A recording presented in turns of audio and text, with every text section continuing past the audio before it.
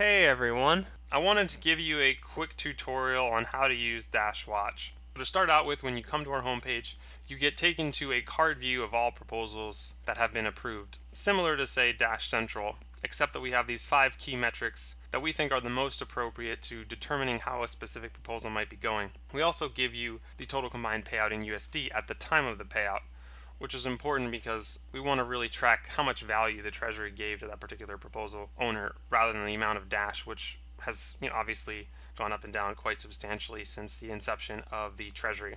So we have the search bar and we have the filters. So to go over how the search bar works, if you want to type in any set of words, it will look for proposals that have those 2 words in any order in the proposal. So for example, YouTube advertising, we have 46 proposals. But if you require that it be in that particular order, you only get 4 proposals. That's the way the search bar works. Now, if we go to the filters, if you want to see all proposals that are by Baby Giraffe, you would just type in Baby Giraffe here. You'd see 108 proposals. This is under the AND section of the filters, which basically means that all of these criteria that you enter in have to be true for that proposal to come back as one of the listings. Now, if you use the OR filters, any one of these criteria can be true for the proposal to be listed on this return of results, basically. So the OR casts a much wider net, whereas the AND casts a much more narrow net on proposals. So one of the other things that I want you to know is that when you hover over any particular proposal, you can see the links to that particular Dash Central, that proposal's Dash Central link, as well as the forums links for that proposal. And if you wanted to say, for example, filter by a specific field, you could filter by, say, all proposals by Dash Aerosports. You would see he's got 4 of them right here. So this is pretty much all I wanted to show you for the card view, but let's go over to the table view right now, which will be for people that want to manipulate a much larger set of data and metrics. It's not intended for mobile use whatsoever though. This is primarily intended for Chrome and Safari on desktops. So we got our 5 key metrics here, and then we've also got a bunch of other metrics like location, like combined payout in Dash minus the fee, the tags, whether or not there's an escrow agent, who that is, the original amount of USD money requested, whether or not the payouts are complete, the estimated completion date, and then things like the payout address, which you can check the blockchain for various different proposals. Confidence and completeness are internally used just to gauge how confident we are that our data is accurate and how complete we believe our data is.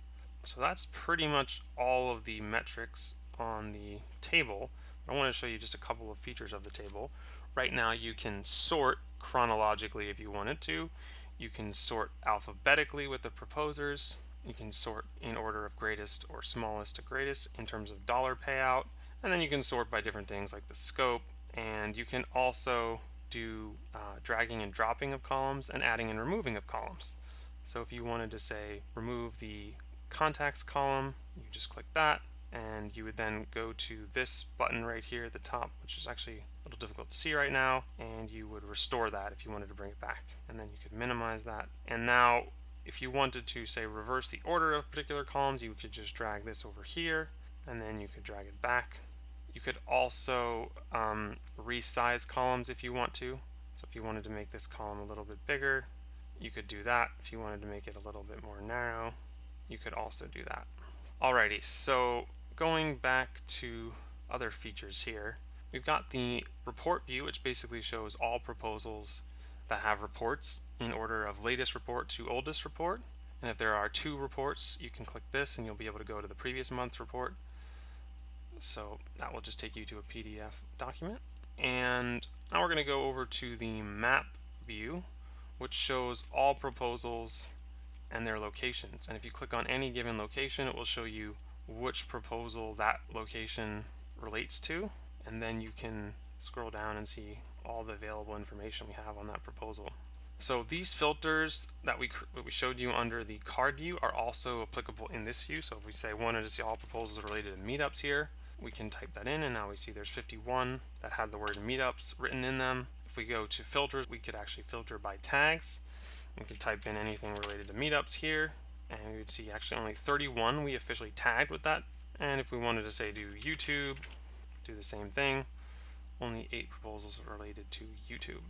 All right, so that's, I think, pretty much all for the map view. Let's move on to the calendar view.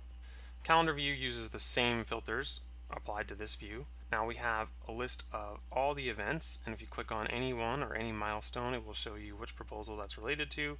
If you hover over it, you can see the details of that particular proposal and whether or not there's anything relevant, like whether or not it's viewable online, more detailed description. Now these things on the left are the monthly events, meaning events that are events or milestones that are not tied to a particular date, but in fact are tied to a particular month. And we did that to avoid having 10 different proposal events or milestones on one day, like March 31st or March 1st for that matter. So that's pretty much it for the calendar view. Once again, obviously, if you type in advertising here, you can filter in all calendar events that have anything to do with advertising. So let's go to the sign up feature, which is only applicable to proposal owners. If you are a proposal owner and you want to keep your events and milestones accurately listed on our calendar, you can do that by signing up, just typing in a username and password that you want, which I've taken the liberty of doing beforehand. Then you click login. In this case, type in my username and password. I have beforehand linked that username and password to my particular proposer ID. So what that means is now I just go to, let's just say, card view or any view for that matter. I'll type in -watch, which is going to show 132 results because this is showing any proposal that has these two words in any order. But if we click this, there's only 3 that have it written in the order. So we click that and we hit edit, and now you can see I created this event here ahead of time. We're going to click save. Actually, I'm going to do another event just so you get an idea for how it works. Let's just call this, milestone, call this test, and we'll say that this is pending, this is viewable online, and we'll give a time of right now, and description, let's just say MVP -watch, and then we click save. Now we're going to go to the calendar view, and you can remove the -watch here. You can see here on the 30th we have both the test and the MVP listed, which are both our events, and if we want to remove them, we just go and click edit, and we can click remove MVP, click save. Now those events are gone from the Dash proposal calendar. So that's pretty much all the features of DashWatch for right now. We do want to add a more orienting homepage. So when you first come to our website, you'll see some general proposal statistics, such as how much funding the DAO has paid out, how many proposals have been submitted and how many are in progress, how many have been completed. We can also try to do things like bar graphs or pie charts for certain allocations of funding to see how much money is going to each type of proposal. We also plan on doing monthly video summaries of our reports to make the information in our reports much more palatable for people who prefer audio-visual content. And we might even do something like a daily brief or a weekly brief where we release little bits of content that we are able to gather during the week relating to all the different proposals that contact us and speak to us about what they're doing. And that way we have some novel content on our website on a daily or weekly basis. I think that's pretty much it for now. We would like to hear as much feedback as possible. If you find any bugs, definitely let us know. Do bear in mind that our mobile compatibility is not good right now. We'll strive towards making that a heck of a lot better. But for right now, we wanted to get the functionality working as quickly as possible because we had quite a few setbacks along the way and we wanted to make our deadline. I do want to give a special thanks to some of the team members who worked tirelessly to make this happen in time. And they include Gethin, Peyton, Alex, Matthias, Elizabeth, Jay, Amir, Name3, Sun, Ian, Haj, Joe M, and Henrik. I also wanted to give a special thanks to several community members who gave us a lot of time and input and actually information in some cases, such as Jeff H, who actually contributed some of our initial data, Solar Guy, who helped us refine our proposal for ours, Big R Canada, who likewise did the same, Ryan RION, who also helped with the proposal and gave us some of our initial ideas on how to present and organize the data, Walter, Splawick, JGC Miner, Strophe, Sequel, Cynthiast, who helped prepare or submit the proposal for us, Dashforce News, you guys have been awesome. Brian, Joel, Mark, you've been extremely supportive of us. Troy Dash, Stealth293, Toke Normal, The Singleton, JMMon, Snoop Dogg, Robert from Core, Philip from Core, Chuck from Core, Jeff from Core, Alex from Core, Holger from Core.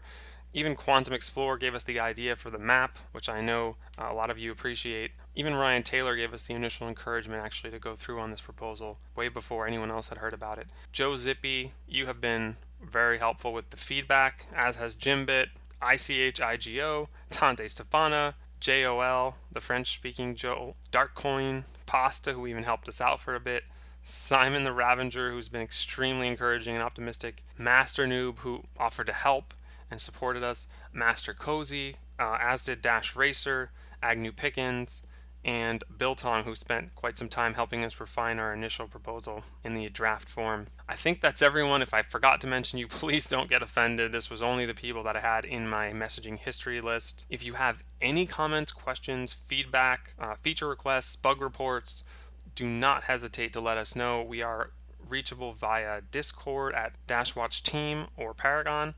We're also reachable via the forums under the same names, Dashwatch Team and Paragon. You can also email us at team@dashwatch.org. We also want to say thank you for the support that you showed us in the last voting cycle. We absolutely were not expecting to see such overwhelming support for what we thought would be a fairly controversial proposal. We hope we've delivered on our promises and that you appreciate what we've been able to do. It absolutely was no easy feat, and by no means have we gotten it perfect the first time around. We have plenty of improvements and work to do ahead of us as we become more efficient and effective in our goals. We will be submitting a pre-proposal and proposal this month, and I hope that you guys will appreciate, since our scope has significantly increased, that our budget will have to increase proportionally along with it. I'm actually really excited for the next few months. I think that the collaboration between the DAO, proposal owners, and our organization is going to be extremely fruitful. We're going to have a lot of productive learning experiences, and we already have. And I'm really hopeful you guys are on board with us for that, because we don't think the DAO and the Treasury can actually protect itself adequately without some sort of overseeing organization. And I hope you guys consider us a good first step in the right direction. Alrighty, that's all from me for now. Look forward to speaking to each and every one of you. If you have anything you want to ask me or tell me on either the Discord or the forums.